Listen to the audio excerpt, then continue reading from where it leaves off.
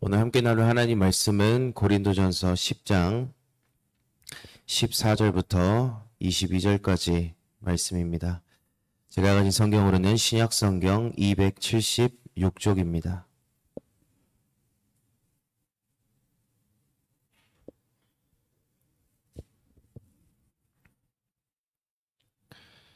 고린도전서 10장 14절부터 22절까지 말씀입니다.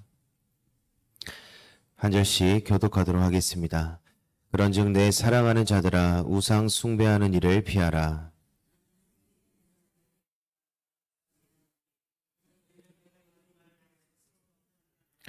우리가 축복하는 바 축복의 자는 그리스도의 피에 참여함이 아니며 우리가 떼는 떡은 그리스도의 몸에 참여함이 아니냐.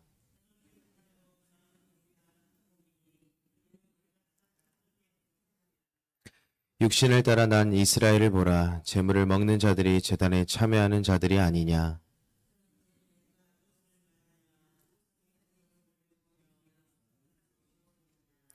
무릇 이방인이 제사하는 것은 귀신에게 하는 것이요 하나님께 제사하는 것이 아니니 나는 너희가 귀신과 교제하는 자가 되기를 원하지 아니하노라.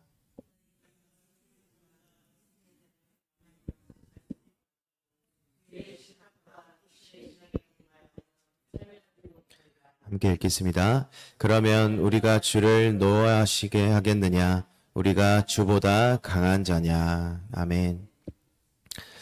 네, 오늘은 우리가 계속해서 이 바울이 이 고린도 교회에 보낸 또 강력한 이 경고의 말씀을 함께 살펴보려고 합니다.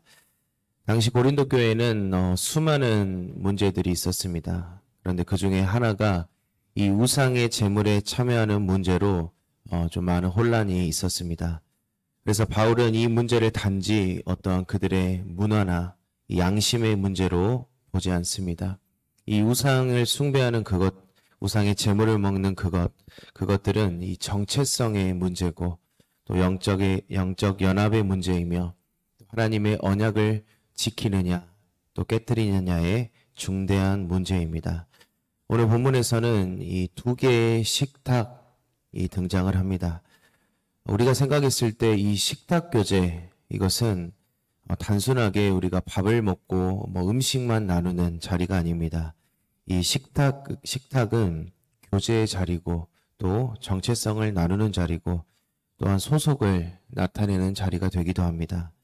우리는 오늘 이 두 식탁 앞에 서 있습니다.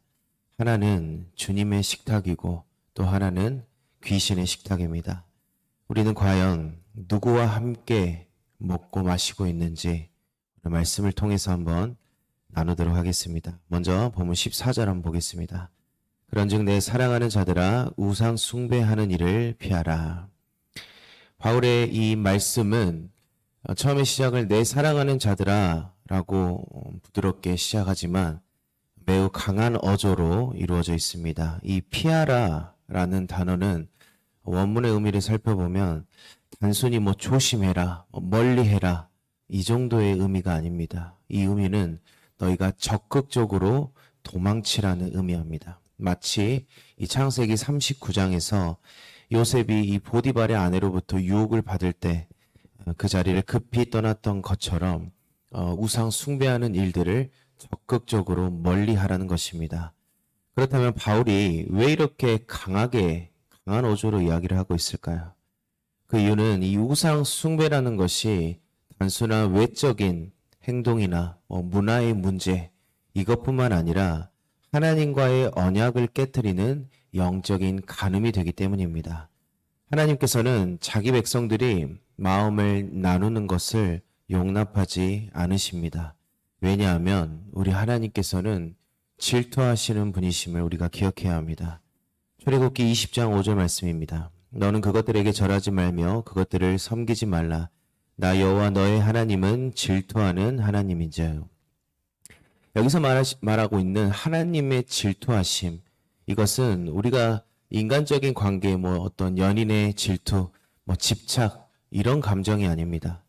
하나님께서는 하나님의 백성을 향한 거룩하고 정결한 이 사랑의 표현이 바로 하나님의 질투하심이라는 것입니다.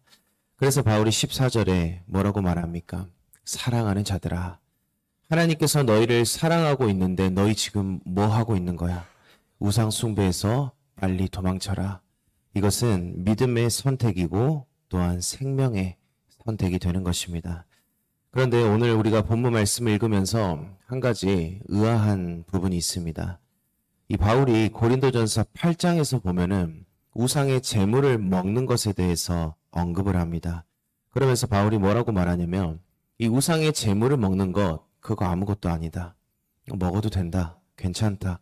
그러나 그 먹는 행위로 인해서 우리의 자유로 인해서 형제가 실족을 한다면 그 행동을 절제해야 한다라고 고린도전서 8장에서 말합니다. 그런데 오늘 10장에 이르러서는 바울이 이 우상 숭배에 대해서 강력하게 이야기하는 것은 이 8장에서의 자유의 문제, 어떤 양심의 문제, 이것들을 넘어서 이 우상 숭배의 문제를 더 깊은 차원의 곧 영적인 실제의 관점에서 다루고 있는 것입니다. 단순한 어떠한 양심의 자유나 지식의 문제가 아니고 이 우상의 제사에 참여하는 것은 실제로 귀신과의 교제하는 일이고 하나님께 대한 반역적인 행위라는 것입니다. 그러므로 이제 바울이 왜 우리가 우상 숭배에서 떠나야 하는지를 더욱더 깊이 설명하기 위해 우리가 누구와 연합한 자인지를 이야기하고 있습니다. 바로 성찬에 대한 말씀을 통해서 성도는 누구이고 또 어떤 존재와 연합한 자인지를 선명하게 드러내고 있습니다. 오늘 본문 16절과 17절 한번 보겠습니다.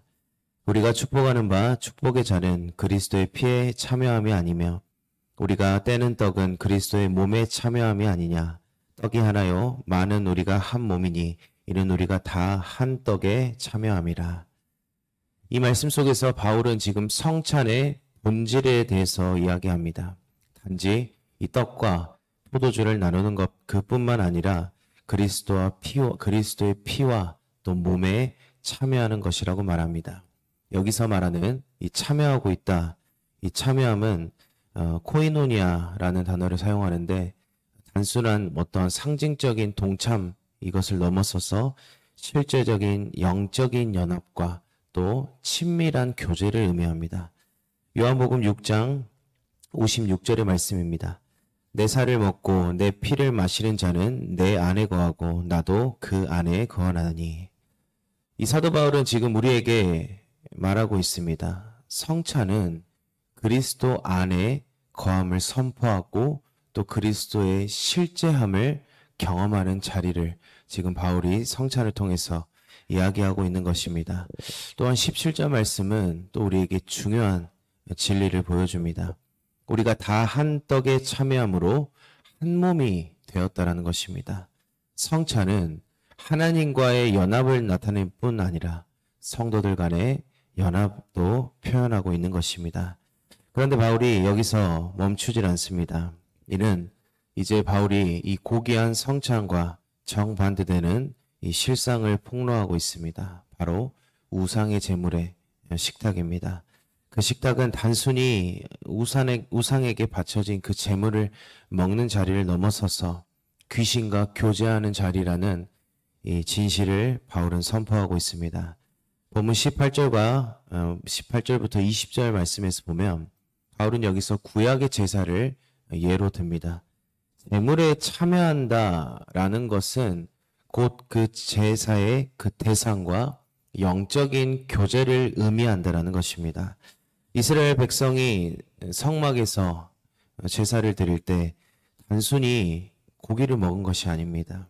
그 제물은 하나님께 드렸던 것이고 하나님과 교제하는 행위였습니다. 그렇다면 이방인의 제사는 어떠했습니까? 바울은 분명히 말합니다. 그들이 한 제사는 귀신에게 하는 것이다. 여기서 귀신은 하나님의 대적이고 또 우상 숭배 그 배후에서 역사하는 실제적인 영들, 존재의 사단을 의미합니다. 신명기 32장 17절 말씀입니다. 그들은 하나님께 제사하지 아니하고 귀신들에게 하였으니. 이 신명기 32장 말씀을 보면은 하나님께서 이 모세의 입을 통해서 말씀하시는데 이 이스라엘 백성들이 약속의 땅에 들어갑니다. 그런데 약속의 땅에 들어가서 이 여호와의 이름으로 제사한다라는 그 핑계를 대면서 그들이 우상 숭배를 하게 됩니다. 이는 결과적으로 여호와의 이름으로 제사한다고 하였지만 그들의 대상이 우상이 되었고 그것은 곧 하나님께 한 제사가 아닌 귀신에게 한 제사가 되었다라는 것입니다. 이것이 바울이 지금 오늘 본문에서 경고하는 핵심입니다. 우상 숭배는 단순한 허상이 아니고 영적인 실체와의 교제이고 또 하나님에 대한 배신적인 행위라는 것입니다. 여기서 우리가 더 깊이 한번 생각해 보아야 할 것이 있습니다. 바울이 말하는 이 귀신의 식탁에 참여하는 것, 이것은 단지 이방 신전에 가서 우상의 재물을 먹는 것, 이 행위만을 말하는 것이 아니라는 것입니다. 성경은 세상의 가치, 또 세속적인 사고방식, 하나님을 떠난 삶의 방식이 모두 영적인 간음, 또 영적인 우상숭배, 그것은 곧 귀신과 교제하는 것이라고 경고합니다. 야고보서 4장 4절 말씀입니다. 세상과 벗된 것이 하나님의 원수됨을 알지 못하느냐. 요한일서 2장 15절 말씀입니다. 이 세상이나 세상에 있는 것들을 사랑하지 말라. 누구든지 세상을 사랑하면 아버지의 사랑이 그 안에 있지 아니하니. 우리가 흔히 말하는 이 썬데이 크리스찬, 주일에는 주의 식탁에 참여합니다. 그런데 월요일부터 토요일까지 세상의 식탁에 앉아서 이 세상의 쾌락이나 자랑, 탐욕을 즐긴다면 그것은 결국 영적으로 귀신의 식탁에 참여하는 것과 같다라는 것입니다. 이는 단지 제사의 문제뿐만 아닙니다. 우리의 삶의 태도와 우리의 마음의 주인이 누구인지 영적인 정체성의 문제인 것입니다. 오늘 우리가 이 새벽에 피곤한 몸을 이끌고 말씀을 듣고 기도하는 이유가 무엇입니까? 오늘 하루도 우리가 주의 식탁에 참여하는 그리스도인으로 살도록 또 이 세상을 믿음으로 이겨낼 수 있는 힘을 구하는 자리인 것입니다. 이제 바울은 마지막으로 결론을 내립니다.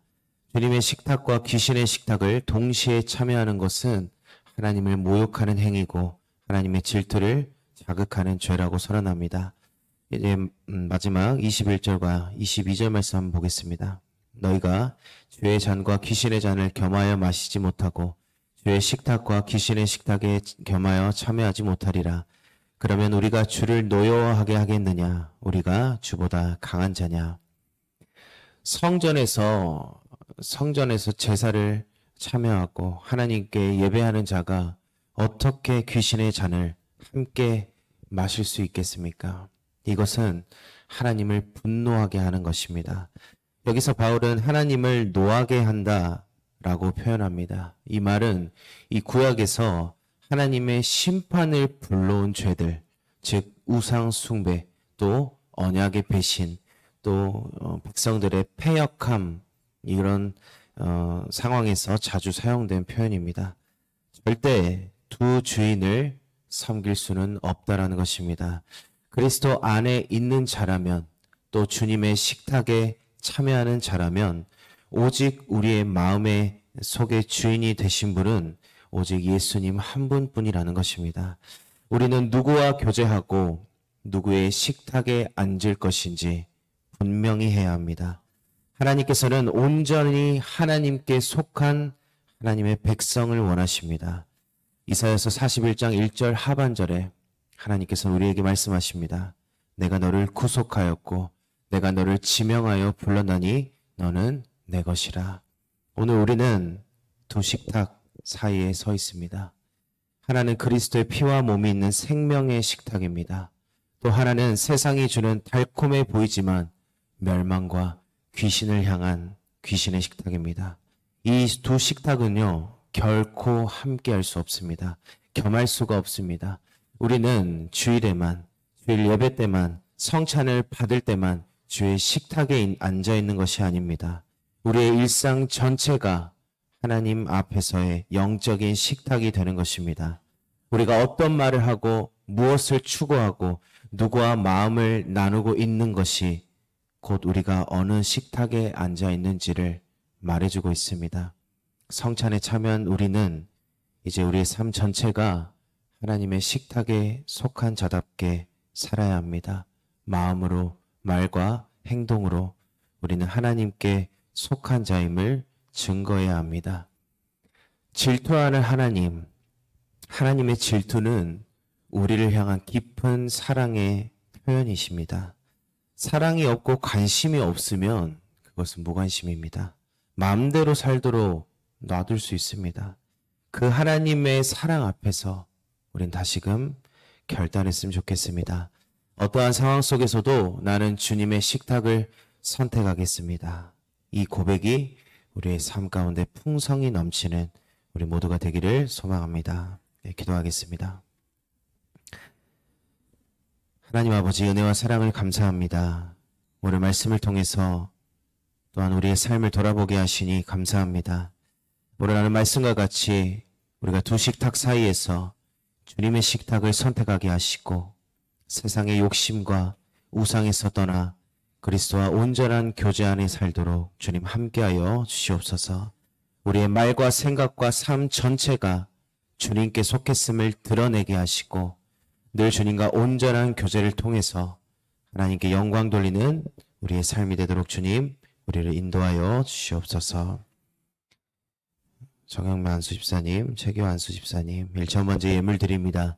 예물이 쓰이는 곳곳에 하나님의 나라가 확장되게 하시고 하나님의 영광이 드러나게 하시고 또 기도하고 간구하는 모든 기도의 제목들도 주님께서 응답하여 주시옵소서. 다시 오실 예수님 이름으로 기도드리옵나이다. 아멘.